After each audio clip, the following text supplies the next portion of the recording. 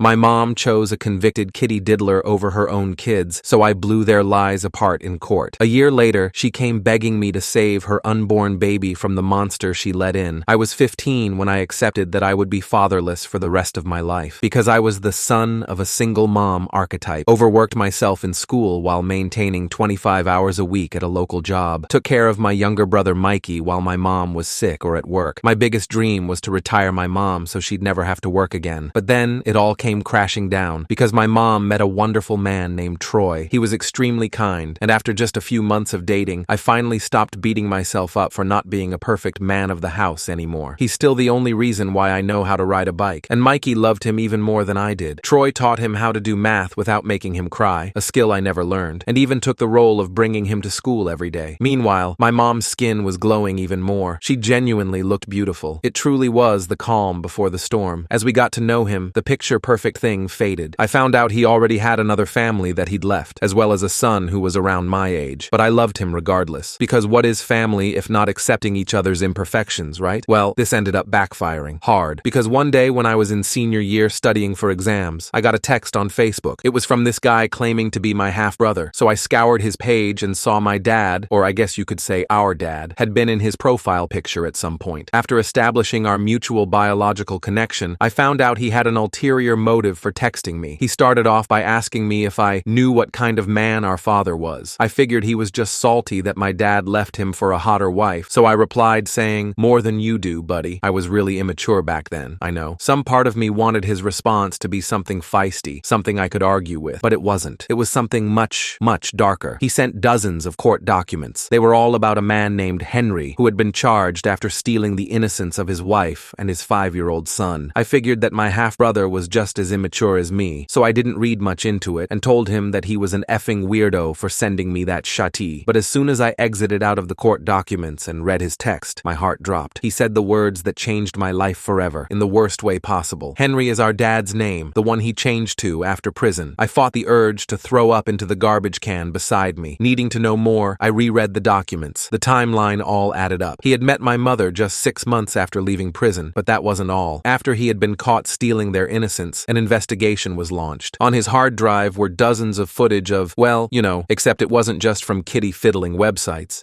They were home movies that he had made, with him and unclothed innocent beings crying out for help. That time, I couldn't hold back. I threw up onto the keyboard. This was the man my mom had brought into our lives, the man that was doting on Troy. I knew there was no way my mom knew, so I had to decide what to do with the information, but it was practically impossible to think straight. Suddenly, the door creaked open. I spun around in my chair and was faced with Henry looming over me and my computer screen. I knew there was no point fumbling to hide it. Plus, I was bigger than him, so it's not like he could have forced me to do anything like he had with my half-brother. His face went red. "I swear, I've changed since then, please." His eyes were filled with so much fake innocence. When I looked at his trembling hands, all I could picture was what he had done to those kids, what I had seen him do. I quickly exited out of all the tabs, got up, and knocked him to the floor. As he began to cry, I couldn't help but laugh. I still remember the sound of his ribs cracking under my boots. It was satisfying, like ASMR. But then I heard my mom come home. "Honey, I think my son is onto us," she yelled, not knowing I was right upstairs. I froze completely. My mom thought I was still at school. She wasn't yelling in alarm. She was joking around with him. I couldn't move. My feet felt like they were cemented to the floor. I heard her footsteps coming up the stairs, getting closer and closer. When she reached the top of the stairs, she saw Henry on the floor, bruised and trembling, and me standing over him. Her face went from confusion to horror in seconds. She dropped her purse and rushed to Henry's side. "What the hell happened?" she demanded, looking up at me with wide eyes. I couldn't even form words at first. My hands were shaking. Finally, I managed to ask the only question that mattered. "Did you know?" I asked, my voice barely above a whisper. She paused. Her eyes darted between me and Henry. Then she lied. "Know what? What are you talking about?" She helped Henry sit up against the wall. "Why would you attack him like this?" I grabbed my phone and showed her some of the court documents. "His son sent me these. His real name is Henry. He's a convicted criminal. Did you know?" Her face changed. She looked down, then back at me. "I only found out recently," she said quietly. "He didn't tell me when we met. He said the court case was false, just revenge from a bitter ex-wife." She stood up and grabbed my arm. "Please don't ruin everything. Look at how much better things have been. Remember how unstable our house was before he came? Remember how much I struggled?" I pulled away from her. "You're lying. You knew. I heard what you said when you came in." Before she could respond, Mikey came upstairs. He must have just gotten home from school. He saw the scene. Henry on the floor bleeding, Mom looking frantic, me me standing there with my fists clenched. Mikey immediately started crying. He was only 12. Mom rushed to him and pulled him close, shielding him from the sight of Henry. "It's okay, baby," she whispered to him. "Your brother hurt Daddy, but everything's going to be okay," I tried to explain. "Mikey, he's not who you think he is.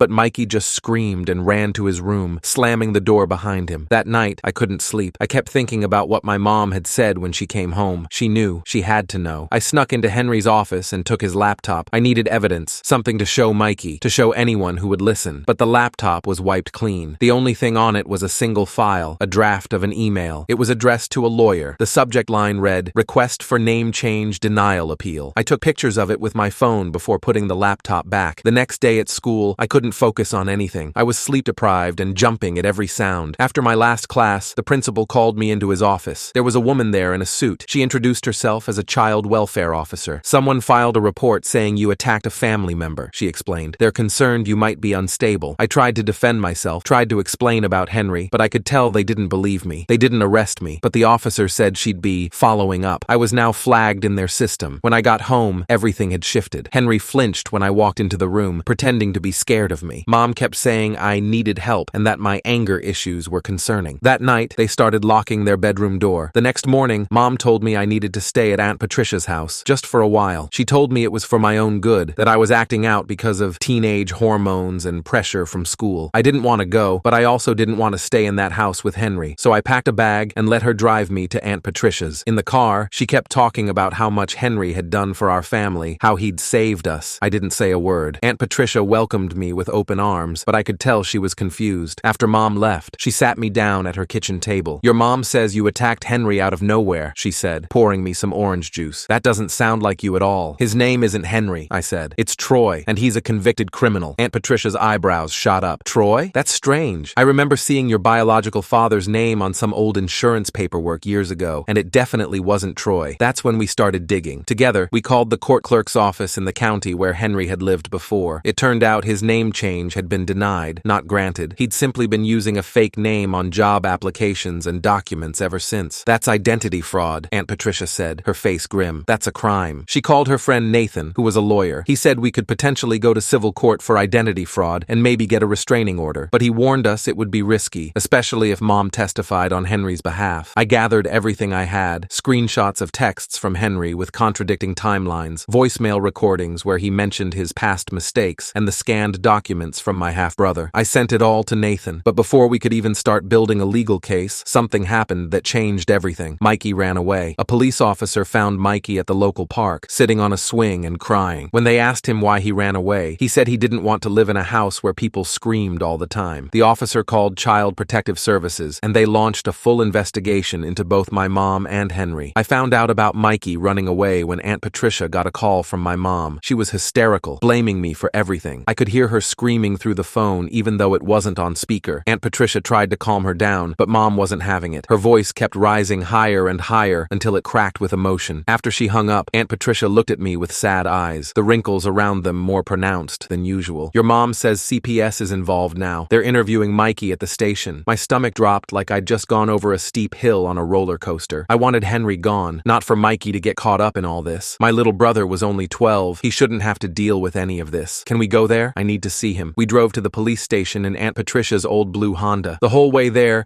I kept imagining Mikey alone and scared, surrounded by strangers asking him questions he didn't understand. When we arrived, the station buzzed with fluorescent lights and the constant ringing of phones. They wouldn't let us see Mikey right away. We had to wait in this tiny room with uncomfortable plastic chairs for almost 2 hours. The walls were a pale, institutional green that reminded me of hospital corridors. I kept bouncing my leg up and down until Aunt Patricia put her hand on my knee to stop me. "Try to stay calm," she whispered. "For Mikey's sake." When they finally brought Mikey in, he looked so small, like he'd somehow shrunk since I last saw him. His favorite dinosaur t-shirt was wrinkled and had a stain on the collar. His eyes were red and puffy from crying, and his dark hair stuck up in places like he'd been running his hands through it. He wouldn't look at me at first, just stared at his shoes, the light-up ones Mom had bought him for his birthday last month. "Hey, buddy," I said, trying to sound normal, though my voice came out strained. "You okay?" He shrugged, his thin shoulders rising and falling under his t-shirt. The social worker, this lady named Rebecca, with a kind face but tired eyes and silver-streaked hair pulled back in a neat bun, explained that Mikey would be staying with Aunt Patricia temporarily while they they sorted everything out. I was relieved he wouldn't have to go back to that house with Henry. The thought of my little brother under the same roof as that man made my skin crawl. As we were leaving, my mom showed up. She looked like a complete mess, hair all over the place, mascara running down her face, wearing mismatched clothes like she'd dressed in the dark. She tried to hug Mikey, but he flinched away from her, pressing himself against Aunt Patricia's side. That seemed to break something in her. The desperation in her eyes turned to anger in an instant. She pointed at me, her finger trembling. "This is all your fault. You're tearing this family apart." I didn't say anything. What was the point? She was too far gone, trapped in her own version of reality, where Henry was the savior she'd been waiting for all these years. The social worker stepped between us, her voice firm but professional. "Ma'am, please calm down. This isn't helping your case." Mom turned on her then, her face flushing red. "My case? I'm a good mother. I've always been a good mother. Ask him." She jabbed her finger toward me again. "I worked 2 jobs to keep a roof over their heads. I never missed a school conference." Before I could respond, she dropped a bomb. "I'm pregnant. Did he tell you that? I'm carrying Henry's baby." Everyone went quiet. The air in the room seemed to thicken. I looked at her stomach, trying to see if there was any truth to it, or if this was just another manipulation. She wasn't showing, but that didn't mean anything. The timing would be about right. They'd been together for over a year. The thought of Henry having another child made me feel sick. The social worker guided my mom to a separate room, her hand gently but firmly on Mom's elbow. Aunt Patricia took me and Mikey home, her face set in a grim expression I rarely saw. In the car, Mikey finally spoke to me, his voice small in the quiet interior. "Is it true what Mom said? About the baby?" I shrugged, watching raindrops begin to spatter against the windshield. "I don't know, buddy. Maybe. And is it true what you said? About Dad?" He couldn't even say Henry's name, his voice catching on the word Dad like it hurt his throat. I looked at Aunt Patricia, unsure how much to tell him. She nodded slightly, her eyes meeting mine in the rearview mirror, so I took a deep breath. "Yeah, Mikey, it's true. He's not who he said he was. His real name is Henry, and he did some really bad things before he met us." Mikey was quiet for a long time, his fingers tracing patterns on the foggy window beside him. Then he asked, "Is that why you hit him?" "Yeah, I found out what he did, and I got really angry." The memory of my fist connecting with Henry's face flashed through my mind, the shock in his eyes, the satisfaction I'd felt for that brief moment before everything fell apart. "I get really angry sometimes too," Mikey said quietly, "but Mom says we're not supposed to hit people when we're angry." I couldn't argue with that. My little brother's simple moral clarity cut through all my justifications. "You're right. I shouldn't have hit him. I should have told an adult instead." The next few days were weird, like we were living in some alternate reality. Mikey and I stayed at Aunt Patricia's house, a cozy 2-story with a garden out back and family photos covering every wall. She had this spare bedroom with bunk beds from when her kids were younger. Mikey took the top bunk and I took the bottom. At night, I could hear him crying sometimes, muffled sobs into his pillow. But when I asked if he was okay, he'd always say he was fine. I'd lie there in the darkness, listening to him try to be brave, feeling like I'd failed him somehow. Aunt Patricia was amazing through all of it. She made us pancakes every morning, chocolate chip for Mikey, blueberry for me, and helped Mikey with his homework. She even drove him to school and picked him up so his routine wouldn't be too disrupted. She never complained, though I could see the strain in her eyes sometimes when she thought we weren't looking. Meanwhile, Nathan the lawyer was looking into our options. He was a friend of Aunt Patricia's from college, with salt and pepper hair and glasses that kept sliding down his nose. He said that without hard evidence, it would be tough to get a restraining order against Henry. The court documents from my half-brother were helpful, but they were old, and his records had been sealed after his release. We needed something current, something that proved Henry was still a threat. That's when I remembered the laptop. I had taken pictures of that email draft about the name change appeal. I showed them to Nathan, and his eyes lit up behind his glasses. "This is good," he said, tapping the screen of my phone. "This proves he's still using a false identity. We can work with this." A week after Mikey ran away, we had a custody hearing. The courthouse was imposing, all marble and echoing hallways. The judge was this older lady with silver hair, cut in a precise bob and sharp eyes that seemed to see right through you. She listened as the social worker explained the situation. Mikey running away, the allegations against Henry, my mom's erratic behavior. When it was my turn to speak, I tried to stay calm, though my hands were shaking. I explained how I found out about Henry's past, how my mom seemed to know about it, and how they had both tried to make me look crazy when I confronted them. I described how Henry had gradually isolated us from friends and family, how he'd inserted himself into every aspect of our lives. The judge asked a lot of questions, her pen never stopping as she made notes. She wanted to know if I had ever seen Henry do anything inappropriate with Mikey. I hadn't, and I made that clear. Whatever Henry was, he had been careful around us. He'd played the perfect stepfather role, right up until I discovered who he really was. In the end, the judge decided that Mikey would stay with Aunt Patricia for now, with supervised visits from my mom. Henry wasn't allowed to be present during these visits. The judge also ordered my mom to undergo a a psychological evaluation, her tone making it clear this wasn't optional. Mom was furious. She stormed out of the courtroom, her heels clicking angrily on the marble floor, not even saying goodbye to Mikey. Henry followed her, giving me this look that sent chills down my spine. It wasn't anger, it was calculation, like he was figuring out how to get back at me. His eyes were cold and empty, and for the first time, I saw him clearly for what he was. 2 days later, Aunt Patricia got a call from the hospital. Mom had collapsed at work and been rushed to the emergency room. The doctors said she was under extreme stress, and she admitted to taking too many sleeping pills. They weren't sure if it was a sewer slide attempt or an accident. The thought of either possibility made me feel hollow inside. I didn't want to see her, but Mikey was worried sick, his face pale and drawn. So Aunt Patricia drove us to the hospital, a sprawling complex of buildings on the edge of town. Mom was in a private room, looking pale and small against the white sheets. An IV dripped steadily beside her bed. When she saw Mikey, she started crying and held out her arms. He ran to her and hugged her tight, burying his face in her shoulder. I stayed by the door, not sure what to do. The antiseptic smell of the hospital made my stomach turn. Mom looked at me over Mikey's shoulder, her eyes red and puffy, dark circles beneath them like bruises. "I'm sorry," she whispered. "I'm so sorry." I didn't know if she was apologizing for bringing Henry into our lives, for not believing me, or for trying to hurt herself. Maybe all of it. I just nodded and said, "It's okay," even though it wasn't. Nothing about this situation was okay. The doctor came in, a woman with a gentle voice and efficient movements. She explained that Mom would need to stay for a few days for observation. They were also recommending a psychiatric evaluation. Mom agreed to everything, which surprised me. She seemed broken somehow, like all the fight had gone out of her. It was unsettling to see her this way. She'd always been so strong, so determined. As we were leaving, a nurse pulled me aside. "Your mother asked me to give you this," she said, handing me a folded piece of paper. It felt weightless in my hand, but somehow heavy with meaning. I waited until we were in the car to read it. It was a short note in my mom's handwriting, the letters shaky but legible. I knew something was wrong with him, but I convinced myself it wasn't true because I needed to believe in him. I was just so tired of doing everything alone. "Please forgive me. I love you both more than anything." I showed the note to Aunt Patricia when we got home. She read it and sighed, her shoulders sagging slightly. "Do you believe her?" I shrugged, staring out the kitchen window at the maple tree in her backyard. I don't know. Maybe she really didn't know at first, but she found out eventually, and she stayed with him anyway. "People do strange things when they're desperate," Aunt Patricia said, her voice soft. "Your mom has been on her own for a long time." The next day, we got a call from Nathan. He had some news about Henry. Apparently, after my mom was hospitalized, Henry had tried to leave town, but he was pulled over for a routine traffic stop, and when the officer ran his ID, it didn't match the legal registry. He was arrested on identity fraud and obstruction charges. "They're reopening his case under his legal name," Nathan explained, his voice crackling through the speaker. "This could lead to more charges, especially if they find evidence he violated the terms of his release." I felt a weight lift off my shoulders. Henry was in jail. He couldn't hurt Mikey or manipulate my mom anymore, but part of me was still worried. What if he got out? What if he came looking for us? I'd seen enough crime shows to know that restraining orders were just pieces of paper. They couldn't stop someone determined to cause harm. A few days later, my mom was released from the hospital. She went straight from there to her court-ordered psychological evaluation. The results would determine whether she could regain custody of Mikey. I found myself hoping, for Mikey's sake, that she'd get the help she needed. While we waited for the evaluation results, life settled into a new routine. I went back to school, trying to focus on my upcoming graduation. The whispers and stares had mostly died down, though occasionally I'd catch someone looking at me with that mixture of curiosity and pity that made my skin crawl. Mikey seemed to be doing better at Aunt Patricia's. He was sleeping through the night now and even smiling sometimes. He'd made friends with the neighbor's kid, a boy his age named Jordan, who had a collection of dinosaur figures that Mikey coveted. One evening, as I was helping Mikey with his science homework, something about the water cycle that he was struggling to understand, my phone rang. It was a number I didn't recognize. I almost didn't answer, but something told me I should. "Hello?" I said, stepping into the hallway so I wouldn't disturb Mikey, who was carefully coloring a diagram of clouds and rain. "Is this Mark?" a man's voice asked. It sounded vaguely familiar, like someone I'd met once but couldn't quite place. "Yeah, who's this?" "It's Elliot, your half-brother." I nearly dropped the phone. I hadn't spoken to him since that day he sent me the court documents about Henry, the documents that had changed everything. "Oh, hey." I didn't know what else to say. "What do you say to someone who shares your blood through a monster?" "I heard they arrested him," Elliot said. "I wanted to check if you and your brother are okay." I was surprised by his concern. We were practically strangers, connected only by Henry's DNA. "Yeah, we're staying with our aunt. My mom's getting help." There was a pause, filled with the static of the connection. "I'm sorry about all this. I know how it feels to have your world turned upside down because of him." We talked for almost an hour. Elliot told me about his life after Henry went to prison the first time, how his mom had struggled with addiction and depression, how he'd he'd bounced around foster homes until his grandparents finally took him in. How he still had nightmares sometimes, even at 25. It gets better, he said before we hung up. Not right away, and not completely, but it does get better. The next day, we got the results of my mom's psychological evaluation. The therapist concluded that she was suffering from depression and anxiety, exacerbated by financial stress and single parenthood. She wasn't a danger to Mikey, but she needed ongoing therapy and support. The report mentioned her poor judgment in relationships and tendency toward emotional dependence, which felt like clinical ways of saying she kept choosing men who were bad for us. The judge modified her ruling. Mom could have Mikey back, but with conditions. She had to attend weekly therapy sessions and have bi-weekly check-ins with Aunt Patricia present. It wasn't perfect, but it was something, a chance for her to rebuild her relationship with Mikey. When the judge asked me if I wanted to return home too, I hesitated. I looked at my mom, sitting there with tears in her eyes, her hands clasped tightly in her lap. Then I looked at Aunt Patricia, who had been my rock through all of this, who had opened her home and heart to us without question. I'd like to stay with Aunt Patricia, I said finally, at least until graduation. Mom looked hurt, but she nodded. She understood, or at least I hoped she did. I wasn't rejecting her. I just needed space to heal. As we were leaving the courthouse, I overheard two officers talking about Henry's case. They mentioned that the prosecutor was pushing for a longer sentence because of his history and the identity fraud. It sounded like he wouldn't be getting out anytime soon. The relief I felt was so intense, it made me dizzy. Life slowly started to piece itself back together. Mom found a smaller apartment, one she could afford on her own, without having to work double shifts. It was in a different neighborhood, away from the memories of Henry. She got a new job with better hours, so she could be home more for Mikey, and she never missed a therapy appointment. Sometimes, when she dropped Mikey off at Aunt Patricia's, I'd see a glimpse of the mom I remembered from before, the one who laughed easily and looked at us like we were the center of her universe. I stayed with Aunt Patricia and finished my senior year. It was quiet there, safe. The nightmares came less frequently. I helped Mikey with homework on weekends and watched him slowly begin to trust again. He still had bad dreams sometimes, but they were getting less frequent. He started playing soccer again, something he'd loved before Henry came into our lives. 1 year after everything fell apart, Henry was convicted, not for his original crimes, which were beyond the statute of limitations, but for the fraud, false documentation, and obstruction. He was sentenced to several years in state prison, with no contact with minors allowed after his release. When Nathan called to tell us the news, I felt like I could finally breathe properly again. I graduated as valedictorian of my class. As I stood at the podium looking out at the crowd, the sea of faces blurring except for the ones that mattered, I saw my mom and Mikey sitting next to Aunt Patricia. They were all smiling up at me, proud. Mom had put on weight, her face fuller and healthier than it had been in months. Mikey was holding a homemade sign that said, "My brother rocks," in wobbly letters. In my speech, I didn't mention any of what had happened. Instead, I said, "Some people get family by blood, some by force, and some by truth. I chose mine." I looked at my aunt in the crowd, then at my mom and Mikey, the people who had weathered the storm with me. After the ceremony, Mom hugged me tight, the scent of her familiar perfume enveloping me. "I'm so proud of you," she whispered, "and I'm so sorry for everything." I hugged her back, feeling the baby bump between us, a reminder of what was lost and what was still to come. "I know, Mom, I know." That summer, before heading off to college, I met up with Elliot again. We went fishing at this lake near his grandparents' house, the water reflecting the clear blue sky. We didn't talk much about Henry or the past. Instead, we talked about the future, his plans to become a social worker, my scholarship to study engineering. We were more than the pain that connected us. As we sat there watching our lines in the water, the gentle lapping of waves against the shore, a soothing rhythm, Elliot said something I'll never forget. "You know what the worst part was? Not what he did, but how long it took for anyone to believe me." I nodded. I knew exactly what he meant. The isolation of carrying a truth no one wants to hear. The day I left for college, Mikey gave me this drawing he'd made. It was our family. Mom, him, me, and Aunt Patricia. No Henry, just us. The people who mattered. The people who stayed. He'd drawn Mom with a round belly and a tiny figure he said was our new sister. The ultrasound had confirmed it was a girl. "Don't forget us," he said, hugging me goodbye, his arms tight around my waist. "Never," I promised, and I meant it. No matter how far I went, they would always be my anchor, my truth, my chosen family. I moved into my dorm at college the next week. It was this tiny room with 2 beds, 2 desks, and barely enough space to turn around. My roommate Brandon was this computer science major from Seattle who stayed up late coding and drank way too much energy drinks. He was cool though, minded his own business, and didn't ask too many questions when I'd get those middle-of-the-night calls from Mikey after he had a nightmare. College was weird at first. Everyone there was starting fresh, no baggage, no history. Meanwhile, I was carrying around this whole mess in my head. I'd be sitting in calculus, trying to focus on derivatives, and suddenly remember the sound Henry made when I knocked him to the floor. Or I'd be in the dining hall and see a dad visiting his his kid and wonder what kind of father Henry would have been to my little sister. I called home every Sunday night. Aunt Patricia would update me on everything. Mom's therapy progress, Mikey's soccer games, the baby preparations. Mom was due in November, right around midterms. She'd decided to name the baby Emma. I wasn't sure how I felt about having a half-sister who shared DNA with Henry, but I tried not to think about it too much. It wasn't the baby's fault who her father was. One Tuesday in October, I got a call from Mom during my physics lab. I stepped outside to answer it, figuring it was about the baby. "Hey Mom, everything okay?" Her voice was shaking. "Henry's lawyer contacted me. He's trying to get visitation rights for the baby." I nearly dropped my phone. "What? How can he do that from prison?" "I don't know. The lawyer said something about establishing paternity and parental rights before Emma is born." She was crying now. "I can't let him near her. I can't." I skipped the rest of my classes that day and called Nathan. He explained that in our state, even incarcerated parents can petition for visitation rights. But given Henry's history and current charges, it was unlikely a judge would grant them. "Still," Nathan said, "we should be prepared. Can you come home this weekend? We need to strategize." I caught a bus home Friday after my morning classes. The whole ride I kept thinking about Henry trying to get his hands on my baby sister. The thought made me sick. I'd protected Mikey, but how could I protect a baby I hadn't even met yet? When I got to Aunt Patricia's house, everyone was already there. Mom, Mikey, Nathan, and this lady named Denise, who was Mom's therapist. They were sitting around the dining room table with papers spread out everywhere. Mom looked better than I expected. Her pregnancy suited her. She had this glow about her despite the stress. She hugged me tight when I walked in, her belly pressing against me. "Thanks for coming," she whispered. I didn't know who else to call. We spent the whole weekend preparing. Nathan had this plan to counter Henry's petition with evidence of his past crimes and his identity fraud. Denise was going to testify about Mom's progress in therapy and how contact with Henry would be detrimental to her mental health. I was supposed to write a statement about what happened the day I discovered who Henry really was. Writing that statement was harder than I expected. I had to relive every moment: the Facebook message from Elliot, the court documents, Henry standing over me, the sound of his ribs cracking under my boots. I wrote it all down, every ugly detail. When I was done, I felt drained but somehow lighter, like I'd finally put down something heavy I'd been carrying. Sunday night, as I was packing to head back to campus, Mikey came into my old room at Aunt Patricia's. He sat on the bed, watching me fold my clothes. "Is the bad man going to take Emma?" he asked, his voice small. I stopped packing and sat next to him. "No way. We're not going to let that happen. Promise?" "I promise." I ruffled his hair. "Nobody messes with our family." He nodded, looking serious. Then he handed me a folded piece of paper. "I made this for Emma. Can you keep it safe until she's born?" It was a drawing of a shield with our family's names written on it. Mom, Mikey, me, Aunt Patricia, and Emma in the middle. Around the edge, he'd written, "No bad guys allowed." "This is perfect," I told him. "Emma's going to love it." The hearing for Henry's petition was scheduled for early November, just a week before Mom's due date. I arranged to take my midterms early so I could be there. My professors were surprisingly understanding when I explained the situation. Well, a sanitized version of it. I just said my stepdad was in prison and trying to get custody of my unborn sister. That was enough to get their sympathy. The day before the hearing, Nathan called with news. Henry's been caught with contraband in prison. They found a cell phone in his cell. "So what does that mean for us?" I asked, throwing clothes into my duffel bag as I prepared to head home again. "It means he's lost privileges and gotten additional time added to his sentence. But more importantly, it shows he's still breaking rules. Not exactly the behavior of someone who should be granted visitation with an infant." I felt a surge of hope. Maybe this would be enough to convince the judge. The courthouse was the same one where we'd had the custody hearing for Mikey. Same imposing marble hallways, same echoing footsteps. But this time I wasn't scared. I was angry. How dare Henry try to worm his way back into our lives? How dare he think he had any right to my sister? We sat on one side of the courtroom. Me, Mom, Aunt Patricia, Nathan, and Denise. On the other side was just Henry's lawyer, this slick guy in an expensive suit named Keith. Henry himself wasn't there. They don't usually transport prisoners for family court hearings unless absolutely necessary. The judge was different this time. An older man with bushy eyebrows and reading glasses perched on the end of his nose. He looked like he'd seen it all and wasn't impressed by any of it. As the hearing began, Keith argued that Henry had made mistakes but was committed to being part of his daughter's life. He talked about rehabilitation and second chances, his voice smooth as butter. I watched Mom's hands clench into fists on her lap as he spoke. Then it was our turn. Nathan presented evidence of Henry's crimes, his identity fraud, and his recent contraband violation. Denise testified about Mom's progress and how contact with Henry would be harmful. I read my statement, my voice steady even as I described the worst day of my life. The judge listened to it all without much reaction. When everyone was done, he looked at Mom over his glasses. "Ms. Johnson, you're due to give birth soon, correct?" Mom nodded. "Next week, Your Honor. And you were unaware of the father's criminal history when you entered into a relationship with him?" "I was," Mom said firmly. "If I had known, I never would have let him near my children. The judge nodded, making a note. Then he looked at Keith. Counsel, your client has demonstrated a pattern of deception and rule-breaking that spans decades. He used a false identity to enter into a relationship with Ms. Johnson. He violated the terms of his release by not disclosing his status to her, and now he's been caught with contraband in prison. Keith started to argue, but the judge held up his hand. I've heard enough. Petition denied. Furthermore, I'm issuing a no-contact order between the minor child and the petitioner. Ms. Johnson, you are not required to list him on the birth certificate if you choose not to. I felt a wave of relief so strong it made me dizzy. Mom started crying, quiet tears running down her face. Aunt Patricia squeezed her hand. As we were leaving the courthouse, Keith approached us. This isn't over, he said quietly. My client is very determined. Nathan stepped between us. It is over. Your client comes near this family again, and will add harassment to his charges. Keith just smiled, this cold little smile that didn't reach his eyes, and walked away. That night, we celebrated at Aunt Patricia's house. She made lasagna, my favorite, and Mikey helped her bake cookies for dessert. We sat around the table talking and laughing, the tension of the last few months finally starting to lift. After dinner, Mom pulled me aside. I want to ask you something, she said, her hand resting on her belly. Would you be Emma's godfather? I was surprised. Me? But I'm only 18. I know, but you protected Mikey when I couldn't see the danger. You stood up to Henry when I was too blind to do it myself. There's no one I trust more with my children's safety. I didn't know what to say. Part of me was still angry at her for bringing Henry into our lives, for not believing me at first. But looking at her now, I could see how much she'd changed, how hard she was trying to make things right. Okay, I said finally. I'll do it. 3 days later, at 2 a.m., Aunt Patricia shook me awake. Your mom's in labor. We need to go to the hospital. We woke Mikey up and piled into the car. The hospital was quiet at that hour, just a few nurses at the station and the occasional doctor walking by. They directed us to the maternity ward, where Mom was already in a room, hooked up to monitors. She looked exhausted, but smiled when she saw us. Perfect timing, she said. Things are moving fast. Aunt Patricia took Mikey to the waiting room with some coloring books and snacks, while I stayed with Mom. I held her hand through contractions, let her squeeze until my fingers went numb. Between contractions, we talked about everything and nothing. My classes, Mikey's soccer team, names for the baby. She was still set on Emma, but wanted a middle name. What about Patricia? I suggested. After the aunt who saved us all. Mom smiled. Emma Patricia Johnson. I like it. Emma was born at 5:47 a.m., just as the sun was starting to rise. She was tiny and red-faced and perfect, with a tuft of dark hair like Mikey's. When the nurse placed her in Mom's arms, I saw my mother's face transform. All the worry lines smoothed out, replaced by a look of pure love. Do you want to hold her? Mom asked me. I was terrified I'd drop her, but I carefully took Emma in my arms. She was so light, like holding a loaf of bread. Her eyes were scrunched shut, her tiny fists balled up against her chest. I looked at her and felt this fierce protectiveness wash over me. This little person who shared my blood, but not my history, who would never know the man who helped create her. Hi, Emma, I whispered. I'm your big brother. I'm going to make sure nothing bad ever happens to you. Mikey was ecstatic when he got to meet her. He kept asking if she could play soccer with him, and we had to explain that babies can't play sports right away. He gave her the shield drawing, which Mom promised to hang in the nursery. I went back to college the next day, reluctant to leave but needing to catch up on the classes I'd missed. Life settled into a new rhythm. I'd come home on weekends when I could, help with Mikey's homework, and take turns holding Emma so Mom could shower or nap. Aunt Patricia was there almost every day, becoming the grandmother Emma would never have. Mom's parents had died years ago, and Henry's parents were out of the picture. In December, we got news that Henry had been transferred to a maximum security prison after another contraband incident. This time, they'd found a shiv in his cell. Nathan said he'd probably be there for the full length of his sentence now, maybe longer. It was like a weight lifted off all of us. Christmas that year was at Aunt Patricia's house. She put up this massive tree that nearly touched the ceiling, covered in ornaments she'd collected over decades. Mikey was in charge of arranging the presents underneath, taking his job very seriously. Emma, now 6 weeks old, slept through most of it in her bassinet, waking only to eat and get her diaper changed. Mom seemed happier than I'd seen her in years. She'd started taking online classes to finish her degree, something she'd abandoned when she got pregnant with me. She talked about maybe becoming a teacher someday when Emma was in school. As we sat around the tree opening presents, I looked at my weird little family. My mom, who had made terrible mistakes but was working hard to fix them. My little brother, who was braver than any kid should have to be. My baby sister, who would grow up never knowing the darkness that had touched our lives. And my aunt, who had opened her home and heart when we needed it most. It wasn't perfect. We all still had nightmares sometimes. Mom still had days when guilt overwhelmed her. Mikey still flinched at loud noises. I still found myself checking locks twice, looking over my shoulder in parking lots. But we were healing together. The next semester, I joined this support group on campus for students who'd been affected by family trauma. I didn't talk much at first, just just listened to other people's stories. But eventually, I shared mine. Not all of it, just pieces. How my stepdad wasn't who he claimed to be. How my mom had chosen him over us at first. How we were putting the pieces back together now. After one meeting, this girl named Ashley came up to me. She had short blue hair and more earrings than I could count. My stepdad was a creep too, she said matter-of-factly. Not as bad as yours sounds, but bad enough. Took me years to trust men again. We started getting coffee after meetings, just talking at first, then more. She was smart and funny and didn't look at me with pity when I talked about my family. By spring, we were dating. The first time I brought her home to meet everyone, I was nervous. What if she saw my family and ran? But she fit right in, helping mom with dinner, playing video games with Mikey, cooing over Emma, who was starting to smile and grab at things. Later, as we drove back to campus, Ashley said, "Your family's pretty great, you know that?" I thought about it, about all we'd been through, all we'd survived. "Yeah," I said, "they really are." That summer, I got an internship that kept me near campus, but I drove home every weekend. Emma was crawling by then, getting into everything. Mikey had made the all-star soccer team and talked non-stop about his coach and teammates. Mom had finished her first year of online classes with straight A's. One Sunday, as I was getting ready to drive back to campus, Mom handed me an envelope. "This came for you," she said. "It's from the prison." My heart raced as I took it. Had Henry written to me? What could he possibly have to say? But when I opened it, it wasn't from Henry. It was from the prison administration, informing me that Henry had been denied parole due to his behavior violations. He wouldn't be eligible again for 5 more years. I showed it to Mom, who read it and then hugged me tight. "It's really over," she whispered. "It's been over," I told her. "We just needed the paperwork to catch up." As I drove back to campus that night, I thought about how different things were from a year ago. How much had changed. How much we had all changed. I used to think family was this fixed thing, something you were born into and stuck with. But now I knew better. Family was something you built, choice by choice, day by day. It was Mom choosing therapy over denial, Mikey choosing bravery over fear, Aunt Patricia choosing to stand with us when she could have walked away, and me choosing to forgive, to stay connected, to be the brother and son and godfather my family needed. It wasn't always easy. There were still hard days, still moments when the past felt too close, but we were moving forward, one step at a time, together, and that was enough.